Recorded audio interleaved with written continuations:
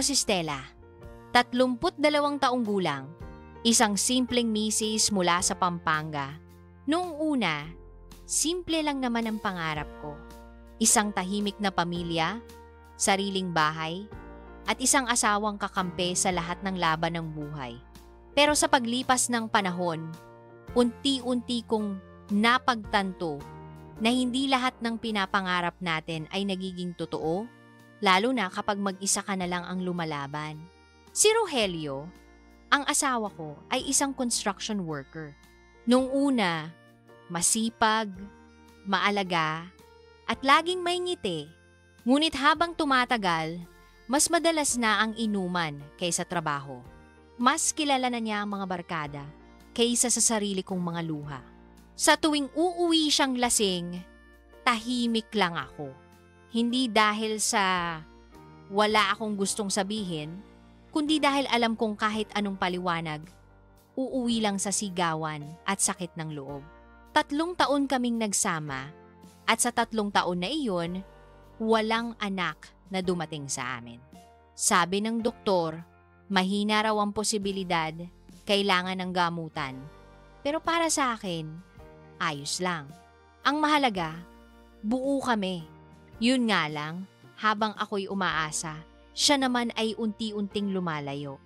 Minsan, habang naguhugas ako ng pinggan, narinig ko siyang bumulong.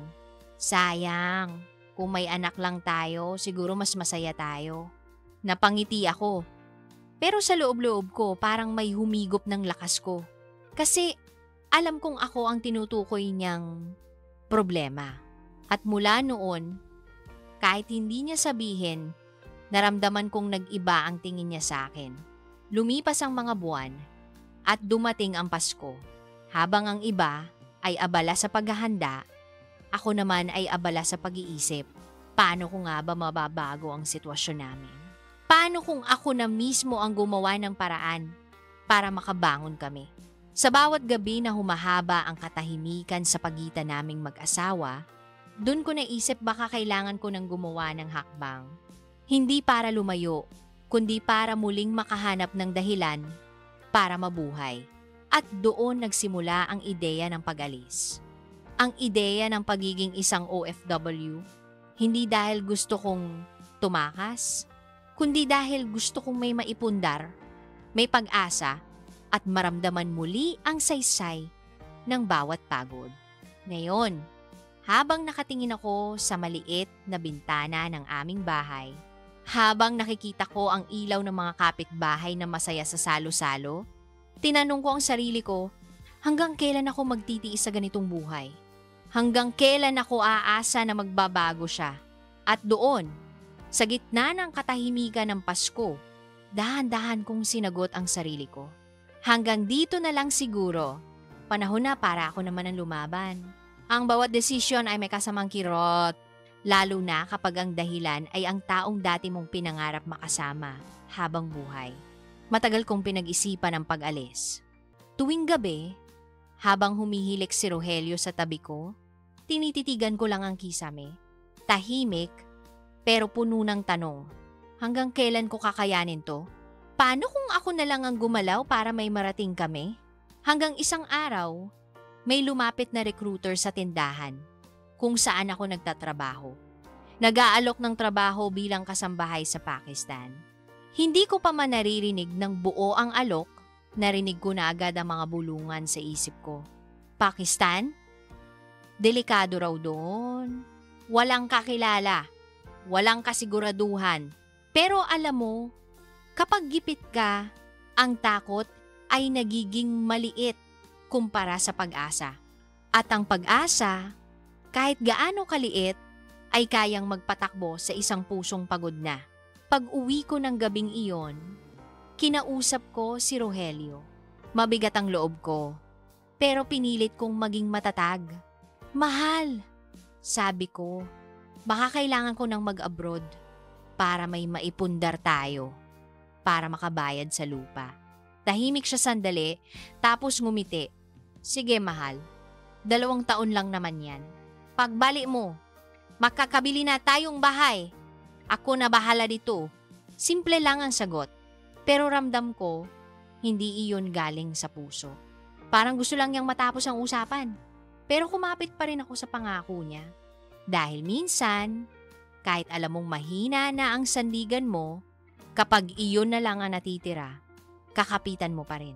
Pagkatapos noon, mabilis ang mga pangyayari. Nagpasa ako ng requirements, nagpa-medical, at naghintay ng visa. Habang nakikita kong paunti-unti nang nagiging totoo ang pag-alis, parang may kumikirot sa dibdib ko. Hindi lang dahil iiwan ko si Rogelio, kundi dahil alam kong hindi na rin kami tulad ng dati. Sa huling gabi bago ako umalis, habang nag-iimpake ako ng mga gamit, napatingin ako sa maliit na kwaderno na binigay ko noon sa asawa ko. May nakasulat sa unang pahina, "Para sa atin, sa mga pangarap na sabay nating tatapusin." Napangiti ako, pero may luhang tumulo. Kasi alam kong sa oras na sumakay ako ng eroplano, ang sabay nating tatapusin ay magiging ako na lang ang magpapatuloy. At sa mismong araw ng pag-alis ko, habang papalayo ang bus mula sa terminal, pinanood ko si Rogelio sa labas. Naka-t-shirt, nakangiti, pero walang luha. Adong ko napahtanto. Minsan, ang pinakamasakit na paalam ay yung wala nang nagpaalam sa puso mo. Ngayon, habang lumalayo ang Pilipinas sa paningin ko, isang bagay lang ang malinaw sa isip ko. Hindi ko alam kung ano ang naghihintay sa akin sa ibang bansa, pero alam kong kailangan kong subukan. Dahil kung hindi ako kikilos, walang magbabago. Hindi ko akalaing ganito pala ang pakiramdam ng pag-alis. Yung bawat hakbang mo, parang may bigat na hindi mo mailarawan. Habang nakapila ako sa immigration, bit-bit ang maliit kong maleta, pakiramdam ko, parang bawat metro palayo ako sa Pilipinas, ay isang piraso ng puso kong naiiwan. Paglapag ng eroplano sa Pakistan, unang bumungad sa akin ang malamig na hangin. Ibang-iba sa init ng Pampanga. Tahimik ang paligid. Tila walang masyadong ingay o tawanan. Doon ko naramdaman na totoo na ang lahat. Malayo na ako sa pamilya ko, sa asawa ko, at sa buhay na nakasanayan ko. Sinalubong ako ng amo kong lalaki, si Sir Imran. Matikas siya, halosing edad lang ni Rogelio, pero may kakaibang tindig mahinahon. Malumanay, at may mga matang parang laging may iniisip. Sa unang tingin pa lang, alam mong hindi siya sanay makipagkwentuhan, pero magalang at marunong rumespeto. Ang bahay niya ay malaki ngunit napakatahimik. Walang ibang nakatira kundi siya at ako. Sa unang gabi ko roon, habang inaayos ko ang higaan ko sa maliit na kwarto, naramdaman kong parang may humaplos sa dibdib ko, hindi kamay, kundi kalungkutan. Yung uri ng lungkot na hindi mo agad mapapawi kahit anong lakas ng loob mo. Kinabukasan, nagsimula na ang routine ko. Maglilinis, magluluto, maglalaba. Simpleng gawain. Pero sa bawat kilos, ramdam kong may hinahanap ako. Siguro ang ingay ng kapitbahay, ang tawanan ng pamilya, o baka ang boses ni Rogelio na kahit lasing ay pamilyar pa rin. Tuwing gabi, sinusubukan kong tawagan siya. Minsan sasagot, madalas hindi. At kapag sumasagot, lasing o mainit ang ulo, bakit late ang padala mo? Bakit parang nagbago ka na? Gusto kong sumagot ng maayos, pero madalas nauuwi lang sa katahimikan. Doon ko unang naramdaman ang bigat ng pagiging OFW, hindi lang sa trabaho, kundi sa pakiramdam na kahit nagpapakahirap ka para sa pamilya, may sandaling mararamdaman mong parang mag-isa ka pa rin. Isang gabi, habang nag-aayos ako ng mesa, lumapit si Sir Imran at tahimik na nagsabi, "Thank you, Stella. You work hard." Simpleng salita lang, pero doon ako napahinto. Kasi sa mga panahong puro pagod at lungkot ang dala ko, may isang banyagang nagsabing salamat. At iyon ang unang beses kong naramdaman na may nakapansin din pala sa pagod ko. At sa loob ng malaking bahay na iyon, kung saan dati ay puro echo lang ng hangin, unti-unting nagkaroon ng bagong ritmo. Ang tunog ng pinggan, ang tunog ng paghinga ng isang babaeng pilit lumalaban. Hindi ko pa alam kung anong naghihintay sa akin sa lugar na to, pero alam kong sa bawat araw na lumilipas, may tinig sa loob ko na nagsasabing, simula pa lang to. Lumipas sa mga linggo at unti-unti kong nakabisado ang takbo ng buhay sa bahay ni Sir Imran. May oras ng pagluluto, ng paglilinis, ng pagtahimik, parang isang awit na paulit-ulit, walang masyadong bago, pero may ritmong nakakasanayan mo rin kalaunan. Tahimik si Sir Imran, pero hindi suplado. Palagi siyang may mahinahong boses kapag kausap ako. Stella, take rest. Madalas niyang sabihin kapag napapansin niyang pagod ako. At sa bawat salitang iyon, parang may kakaibang lambing na hindi ko madalas marinig kay Rogelio. Hindi ito paglalandi, kundi respeto. Yung uri ng kabaitan na hindi mo hinihingi pero kusa niyang ibinibigay. Minsan, habang nag-aayos ako ng mga papeles sa kanyang maliit na opisina, napansin ko ang litrato ng isang babae.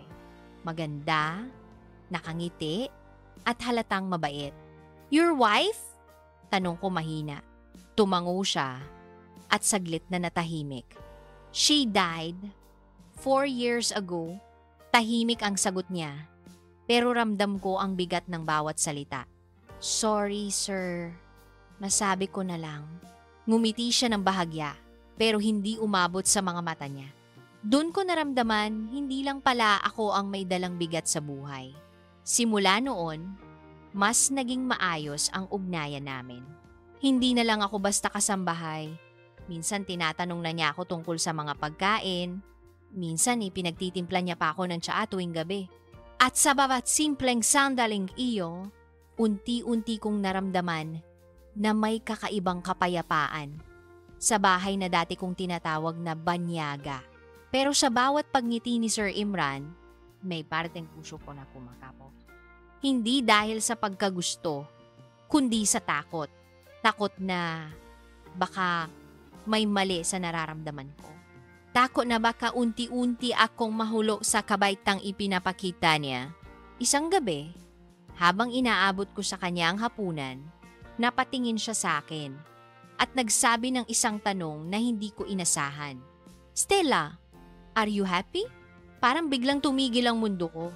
Ngumiti ako, pilit, at sinabing, yes sir, I'm okay. Pero sa loob-loob ko, gusto kong sagutin ng totoo. Di ako masaya. Pagod lang akong magpanggap na ayos ako. Mula sa sandaling iyon, hindi ko na siya tiningnan bilang amo, kundi bilang isang taong katulad ko. Pagod, sugatan, pero patuloy na lumalaban. At sa gitna ng katahimikan ng gabing iyon, may kakaibang tanong na nabuo sa isip ko. Baka kaya nagtagpo ang landas namin dahil pareho kaming may kailangang gamutin sa puso. Isang gabi, habang pinupunasan ko ang lamesa matapos kaming maghapunan, napansin kong tahimik lang si Sir Imran. Hindi tulad ng dati na nagkukwento siya tungkol sa negosyo o sa pamangkin niyang tumutulong sa kanya. Ngayon, parang may mabigat siyang iniisip. Nakatingin lang siya sa tasa ng tsaa. Para bang may gustong sabihin pero hindi niya alam kung paano sisimulan. Stella! Mahinahon niyang sabi. Yes, sir? Sagot ko. Tumingin siya sa akin. Diretso, seryoso, walang ngiti. Do you need more money for your family? Para akong binuhusan ng malamig na tubig. Hindi ko alam kung ano ang isasagot. Bakit niyo po natanong? Umiling siya at ngumiti ng tipid. Because I see you work so hard.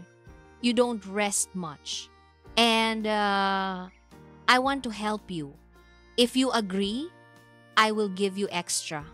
Every month, you stay closer to me. Napatigil ako. Hindi ko kailangang tanungin kung ano ang ibig niyang sabihin. Alam ko agad. At sa pagitan ng takot, hiya, at pagkalito, narinig ko ang tunog ng tibok ng puso ko. Mabilis, magulo, at puno ng tanong. Pumasok sa isip ko si Rogelio. Ang mga gabi na uuwi siyang lasing, ang mga sigaw na kailangan kong tiisin, ang mga padala kong nauubos sa sabungan at inuman. At kasabay noon, pumasok din sa isip ko ang mga bayarin sa lupa, ang pangarap kong tindahan, at ang mga gabing umiiyak ako sa gutom at pagod. Sir, mahina akong sabi. Halos hindi ko na marinig ang sarili ko. Yes? Sagot niya. Mahinahon pa rin. You mean, like, be with you? Tahimik siyang tumango. I will not hurt you. I will take care of you. You don't have to be afraid. Gusto kong tumanggi. Gusto kong umalis sa kwartong iyon. Pero sa loob ng isipan ko, dalawang tinig ang nagtatalo. Ang isa, nagsasabing mali ito. Ang isa naman, bumubulong ng, ito lang ang paraan para makatulong sa pamilya mo. At doon, sa pagitan ng takot at pangangailangan, dahan-dahan akong tumango. Yes, sir. Understand. Hindi siya ngumiti. Sa halip, marahan niyang hinawakan ang kamay ko mainit, mabigat, pero hindi marahas. Parang gusto niyang iparamdam na hindi ito tungkol sa kapangyarihan, kundi sa kalungkutan na pareho naming naramdaman. At sa gabing iyon, nagsimula ang kasunduang hindi ko kailanman naisip na papasukin ko. Hindi ito pagnanasa. Hindi rin ito pagmamahal. Isa itong kasunduan sa pagitan ng dalawang taong parehong sugatan. Ako isang babaeng pagod na umasa. Siya isang lalaking matagal nang nag-iisa. Ngunit ang hindi ko alam noon, ang kasunduang iyon, ang magiging dahilan kung bakit tuluyan kong makikilala ang sarili ko. Hindi bilang kasambahay, kundi bilang babaeng natutong magmahal sa maling oras. Pagkatapos ng gabing iyon, nag-iba ang lahat. Ang bahay na dati ay puno ng katahimikan, ngayon ay may kakaibang tensyon. Hindi ko alam kung paano ko haharapin si Sir Imran sa umaga. Lalo na't sa bawat sulyap niya, parang may mga salitang hindi nasasabi. Mga salitang hindi mo kailangang marinig para maramdaman. Tuwing nagluluto ako ng almusal, ramdam ko ang mga mata niyang nakatingin mula sa veranda. Hindi siya bastos, hindi siya nangungulit. Pero bawat tingin niya, may bigat parang pag-aalala o baka, katulad ko, may pinipigilang konsensya. Minsan, habang naguhugas ako ng pinggan, bumalik sa isip ko ang unang beses kong humawak ng kamay ng asawa ko. Simple lang iyon, isang kamay na magaspang, pawisin, pero totoo. Ngayon, ibang kamay na ang humahawak sa akin. Malambot, magalang, ngunit hindi para sa akin. At doon ko unang naramdaman ang bigat ng pagkakamali. Sa gabi, bago matulog, madalas kong kausapin si Rogelio sa Messenger. Kamusta ka diyan? Tanong ko. Okay lang, sagot niya. Pero habang tumatagal, mas bihira na siyang sumagot. Minsan, may amoy alak pang boses niya. At sa bawat paglalasing niya, doon ako mas lalong napupuno ng tanong. Para saan ba ang lahat ng sakripisyo ko? Tuwing tumatahimik ang paligid, doon bumabalik ang mga eksena ng gabing iyon. Ang mga halik na pilit kong kinakalimutan, ang mga salitang hindi ko naman kailanman hiniling marinig. Hindi ako santo, pero ni minsan, hindi ko rin ginusto na maging makasalanan. Isang gabi, habang nag-aayos ako ng mga dokumento, lumapit si Sir Imran. Tahimik lang siya at marahang nagsabi, Stella, I know you feel guilty, but please, don't think I don't respect you. I just don't want to feel alone. Napahinto ako. Hindi ko alam kung dapat ba akong maawa o mas lalo pang matakot. Dahil sa mga salita niyang iyon, nakita ko ang sarili kong refleksyon. Isang taong handang gumawa ng mali, hindi dahil sa kasakiman, kundi sa labis na pagod at pag-iisa. Minsan, habang naguhugas ako ng pinggan, bumalik sa isip ko ang unang beses kong humawak ng kamay ng asawa ko. Simple lang iyon, isang kamay na magaspang, pawisin, pero totoo. Ngayon, ibang kamay na ang humahawak sa akin. Malambot, magalang, ngunit hindi para sa akin. At doon ko unang naramdaman ang bigat ng pagkakamali. Pero kahit ganun, hindi ako umalis. Hindi dahil sa pera, kundi dahil sa hindi ko kayang iwanan ang katahimikan na sa kanya ko lang naramdaman. Sa mundo kung saan puro ingay, sigawan, at pangako ang iniwan ko, si Sir Imran lang ang nagbigay sa akin ng kakaibang kapayapaan. Kahit alam kong mali, doon ko natagpuan ang panandaliang katahimikan na matagal ko nang hinahanap. Lumipas ang mga araw na parang walang nagbago. Nag-aalaga pa rin ako ng bahay. Nagluluto, nag-aayos ng mga papeles. Pero sa loob ko, may bagyong unti-unting nabubuo. Parang may kinikimkim na lihim na kahit anong pilit kong itago, alam kong darating ang araw na hindi ko na to kayang itanggi. Nagsimula sa simpleng hilo. Akala ko dahil lang sa pagod o sa init ng panahon. Pero nang tumagal, hindi na lang hilo ang nararamdaman ko. Madaling mapagod, madalas antukin, at minsan parang may kakaibang paggalaw sa loob ng tiyan ko. Hindi ko agad pinansin, baka guni-guni lang, sabi ko sa sarili ko. Hanggang sa isang araw, napansin kong 2 linggo na akong hindi dinadatnan. Kinabukasan, maaga akong lumabas at dumaan sa botika. Bumili ako ng pregnancy test. Pagbalik ko sa bahay, nanginginig ang kamay ko habang binubuksan ang kahon. Sa banyo, halos hindi ako makahinga habang hinihintay ang resulta. 2 linya, malinaw, matapang, buntis, ako. Bumagsak ako sa sahig. At doon ako napaiyak ng tahimik. Hindi dahil sa galit o takot lang, kundi dahil sa katotohanang hindi ko alam kung paano haharapin. Ang batang nasa sinapupunan ko ay hindi kay Rogelio, kundi kay Imran. Kinagabihan, habang tahimik kaming kumakain, hindi ako makatingin sa kanya. Nang maramdaman niyang nanginginig ang kamay ko, tumigil siya at tinanong, "Stella, what's wrong?" Hindi ako nakasagot. Kinuha ko ang pregnancy test mula sa bulsa at inilapag sa mesa. Tahimik siya ng ilang segundo bago niya marahang binigkas, "You are pregnant." Tumulo agad ang luha ko. "Imran, I don't know what to do. My husband will hate me. My family will hate me. I will lose everything." Tumayo siya, lumapit, at mahinahong hinawakan ang mga kamay ko. "No, Stella," sagot niya. "You will not lose everything. You have me. This child is ours. And I will take responsibility." Sa mga salitang iyon, parang biglang bumagal ang mundo. Ramdam ko ang init ng palad niya. Ang bigat ng paninindigan sa boses niya. Hindi ito basta pangako, ito ay panata.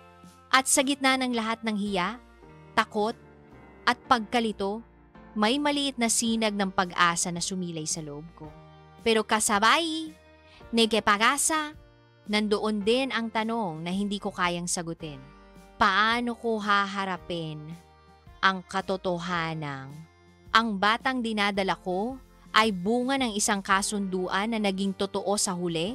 At habang tinitingnan ko si Imran na nakatingin sa tiyan ko, naramdaman kong may kakaibang ginhawa sa mga mata niya. Parang sa unang pagkakataon, may dahilan na ulit siyang mabuhay. Pero sa kabilang banda, ako naman ang tuluyang hindi makatulog sa bigat ng katotohanan. Sa bawat gabi, habang humahaplos ako sa aking tiyan, paulit-ulit kong tinatanong ang sarili ko, Paano ko ipapaliwanag sa mundo ang batang ito kung ako mismo hindi ko alam kung saan ako nagkamali? Ilang araw matapos kong malaman ang pagbubuntis ko, sinubukan kong mamuhay na parang wala munang nagbago. Pinilit kong itago kay Imran ang kaba, pinilit kong ngumiti habang niluluto ang almusal, kahit sa bawat sandaling maramdaman kong gumagalaw ang tiyan ko, parang may humihigpit na tanikala sa dibdib ko. Ngunit isang gabi, tumunog ang cellphone ko, pangalan ni Rogelio ang lumitaw sa screen. Matagal na niya akong hindi tinatawagan. Nang sagutin ko, agad akong sinalubong ng bulyaw. "Stella, bakit hindi ka na nagpapadala?" Isang buwan na akong walang natatanggap. Pinipigilan ko ang luha ko. "Rogelio, hindi mo ba naisip? Saan napunta lahat ng pinapadala ko noon? Ni resibo ng lupa wala ka. Wala akong nakitang napundar." Tahimik siya saglit, tapos narinig ko ang isang tinig ng babae sa kabilang linya. Malambing, pamilyar, halos parang tinutusok ang puso ko. "Hon, bilisan mo na. Hinahanap ka na ni Mama." Nanigas ako. "Rogelio, sino yon?" Nataranta siya, nag-aastang kalmado. "Wala yon. Kapitbahay lang. Huwag kang pakialamera." Pero uli na. Alam ko na. Ang tinig ng babae ay puno ng kumpiyansa. Hindi iyon boses ng kapitbahay, iyon ay boses ng ibang mahal. Napasinghap ako. Nanginginig ang kamay ko sa galit at sakit. Habang ako dito nagpapakahirap, binebenta ang dangal ko para lang may maipadala. Ikaw, nandyan, naglalandi sa iba. Tumawa siyang mapait. Ikaw ang umalis, di ba? Ako rito, mag-isa. Wala kang karapatang sisihin ako. Parang pinunit ang puso ko sa gitna ng tawag na iyon. At bago pa ako makasagot, binaba ko ang telepono at ibinagsak ito sa mesa. Nanginig ako sa sobrang sakit. Pakiramdam ko, lahat ng sakripisyong ginawa ko ay nilustay niya lang sa bisyo at kasinungalingan. Narinig ni Imran ang sigaw ko mula sa kusina. Lumapit siya, tahimik. Dala ang kanyang presensiyang kalmado ngunit matatag. "Stella, stop crying." Bulong niya habang niyayakap ako ng mahigpit. "I told you, he doesn't deserve your tears.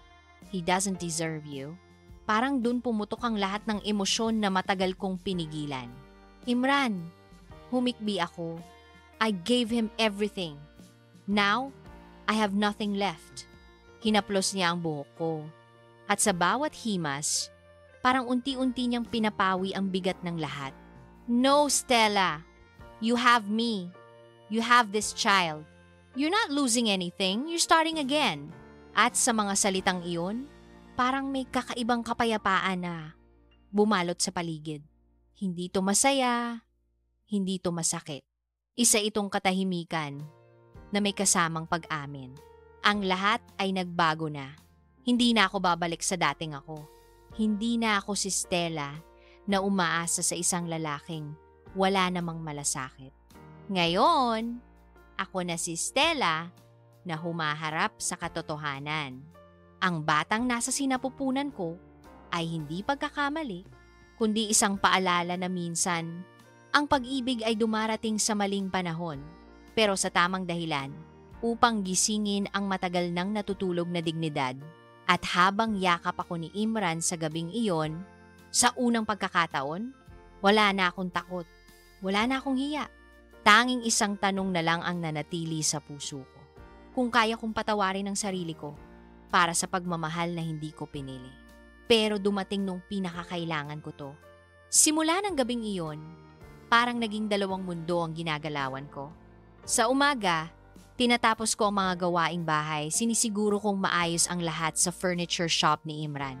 Ngunit sa gabi, habang nakahiga ako sa kama, nakatitig lang ako sa kisame, paulit-ulit kong tinatanong ang sarili ko. Hanggang kailan ako mananatili dito? Kailan ako uuwi? Buntis ako sa anak ng lalaking hindi ko asawa. At sa bawat araw na lumalaki ang tiyan ko, mas lalo kong nararamdaman ang bigat ng mga tanong na walang kasagutan. Minsan, habang pinupunasan ko ang mesa, lumapit si Imran. Tahimik siya sa una, tapos nagsalita ng marahan, "Stella, I know what you're thinking. You're wondering if you should go back home." Napatingin ako sa kanya, halos hindi makapagsalita. "Imran," sabi ko, "Pilipinas ang tahanan ko. Nandoon ang pamilya ko. Kahit nasira na." Ngumiti siya, malungkot pero totoo. "Yes, that's your home. But sometimes, Stella, party home is not a place. It's where someone waits for you with love." Tumahimik ako dahil sa sandaling iyon. Alam kong totoo ang mga salita niya. Pero kasabay ng katotohanan, may konsensiya pa ring hindi tumitigil sa pagbulong. Paano ko ipapaliwanag ito sa nanay ko? Sa mga kapatid ko? Paano kung malaman nilang buntis ako at hindi kay Rogelio ang bata? Habang papalapit ang Pasko, mas madalas kong marinig ang kantang "Pasko na Sinta Ko" mula sa radyo ng kapitbahay. Bawat liriko, parang kutsilyong dumudurog sa loob ko. Naalala ko ang mga panahong magkasama pa kami ni Rogelio, ang mga simpleng Noche Buena sa bahay, kahit kapos, basta makasama kami. Ngayon, malayo ako at mas lalo pang malayo sa katahimikan ng puso ko. Isang gabi, habang naglalakad kami ni Imran sa hardin, bigla siyang nagsabi, "Stella, when the time comes, I want you to decide freely. If you wanna go home, I will not stop you. But if you stay, I will give you a new home here." Napatigil ako. Tiningnan ko siya, isang lalaking banyaga, ngunit sa bawat salita, ramdam ko ang sinseridad. Wala siyang ipinangakong luho, wala siyang pinilit, wala siyang inutos. Tanging paggalang at pagmamahal ang ibinibigay niya. Sa mga susunod na araw, lalo akong nalilito. Kapag naiisip ko si Imran, nararamdaman ko ang katahimikan at kabutihan. Ngunit kapag naiisip ko si Rogelio, kahit puno ng galit, nandoon pa rin ang alaala ng pangako namin sa altar, sa hirap at ginhawa. Ngayon, ako mismo ang nasa hirap, pero siya ang nagdulot nito. At ako ang naghanap ng ginhawa sa ibang bisig. Isang gabi, habang hinahaplos ko ang tiyan ko, bumulong ako sa bata sa loob. "Anak, sana mapatawad mo ako. Hindi kita ginusto sa kasalanan, kundi ipinaglaban kita sa pag-ibig." At doon ko naintindihan, ang pagpili ay hindi laging tungkol sa tama o mali. Minsan, ito ay tungkol sa kung sino ang kaya mong harapin. Kapag ikaw na lang ang natira sa dilim. Kinabukasan, tinignan ko si Imran habang natutulog. Tahimik siyang nakahiga, mukhang payapa, parang bata. At sa unang pagkakataon, bumigkas ako ng salitang matagal kong itinago sa dibdib. "Imran, I think I've already chosen." Ngumiti siya ng marahan. Hindi na kailangang itanong kung sino ang pinili ko. Dahil minsan, ang katahimikan ay mas malinaw pa sa anumang sagot. Lumipas ang mga linggo at unti-unti kong naramdaman na nagbabago na ang takbo ng buhay ko. Hindi na ako gumigising na may kaba sa dibdib. Hindi na ako natutulog na may takot sa hinaharap.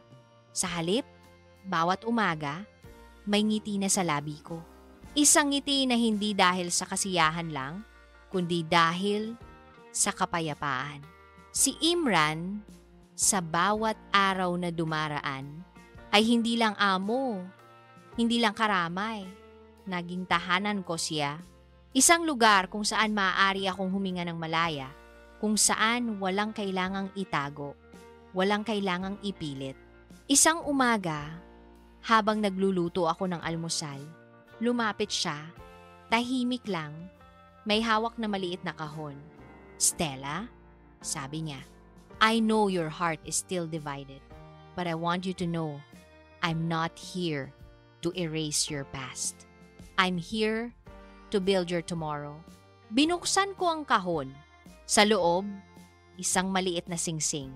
Hindi mamahalin, simple lang, pero sapat para iparamdam na totoo ang lahat. Hindi ko agad nasagot. Ngumiti lang ako. May luha sa mata. At mahina akong sinabi, Imran, I don't need promises. I just need truth. Tumango siya. Then this is the truth, Stella. You are my family now. At doon, sa unang pagkakataon, hindi ko na naramdaman na ako ay kasalanan. Ako ay tao. Ako ay babae. May mga sugat, may mga pagkakamali, ngunit may karapatang magmahal muli. Habang lumalaki ang bata sa loob ko, mas lalo kong naramdaman na may bagong buhay na isinisilang. Hindi lang siya, kundi pati ako. Si Stella na dating, puro sakripisyo, puro pag-asa, ngayon ay natutong pumili para sa sarili. Isang gabi, habang nakaupo kami ni Imran sa hardin, nakatingin sa mga bituin, bumulong ako, Imran, thank you for loving me despite everything. Ngumiti siya, hinaplos ang kamay ko, at marahan niyang sinabing, Stella, love is not about who deserves it. It's about who chooses to stay, even after the storm. At sa gabing iyon, habang dinadala ko sa sinapupunan ko ang bunga ng lahat ng sakit at pag-ibig, napagtanto ko, hindi ko kailangang bumalik sa nakaraan para mapatunayan ang sarili ko. Ang kailangan ko lang ay patawarin ang sarili ko at yakapin ang bagong simula na binigay ng tadhana. Sa dulo, ang kwento ko ay hindi tungkol sa pagtataksil, kundi sa pagtubos. Hindi ito kwento ng pagkakamali, kundi kwento ng isang babaeng natutong pumili, hindi para sa kaginhawaan, kundi para sa katotohanan ng puso niya. At habang hinihigpitan ni Imran ang yakap niya sa akin, bumulong ako. Nang mahina, sa wakas, nahanap ko rin ang tahanan ko.